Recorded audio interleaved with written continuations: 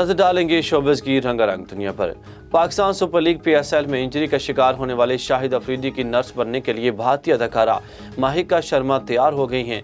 भारतीय मीडिया के मुताबिक वैलेंटाइन डे के मौका पर अदाकारा माहिका शर्मा ने इंटरव्यू के दौरान ख्वाहिश का इजहार करते हुए कहा कि शाहिद अफरीदी वो पहले शख्स थे जिन्हें वो पसंद करती थी। मुझे अफरीदी के इंजरी की वजह से PSL को खैराबाद कहने के फैसले ने बहुत ज़्यादा अफसरदा कर दिया है। यही वजह है मैं इनकी नर्स बनना चाहती हूँ। ख्वाहिश है मुझे अफरीदी की नर्स बनने का मौका मिले। ये वैलेंटाइन डे है और मेरा पहला प्यार तकलीफ में है। ये चीज़ मुझे बहुत उदास कर रही है। अदाकार फेरोज़ खान के यहाँ बेटी की पैदाइश हुई है। फेरोज़ खान ने बेटी की पैदाइश की इत्तला इंस्टाग्राम स्टोरी के जरिए थी। इंस्टाग्राम स्टोरी में फेरोज़ खान ने अल्लाह का शुक्र अदा करते हुए ऐलान किया कि उनके यहाँ बेटी की पैदाइश हुई है। फेरोज़ खान ने यह भी बताया कि बेटी का नाम उन्होंने फातिमा खान रखा है। फेरोज़ खान और अलीज़े फ़ेरोज़ा 2018 में शादी के बंधन में बंधे थे।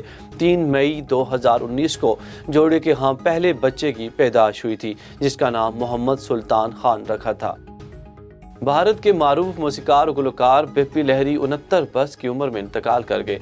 भारतीय मीडिया के मुताबिक बिप्पी लहरी का इंतकाल भारत के क्रिटिकेयर अस्पताल में आज हुआ।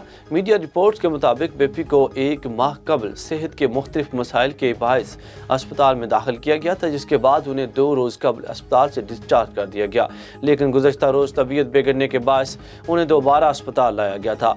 ताहम वो जानबर ना हो सके। डॉक्टर क्रिटिकेयर अस्पताल के मुताबिक बिप्पी लहरी को जब अस्पताल लाया गया तो इनका ब्लड प्रेशर कम था और इनकी नब्ज़ भी डूबी हुई थी।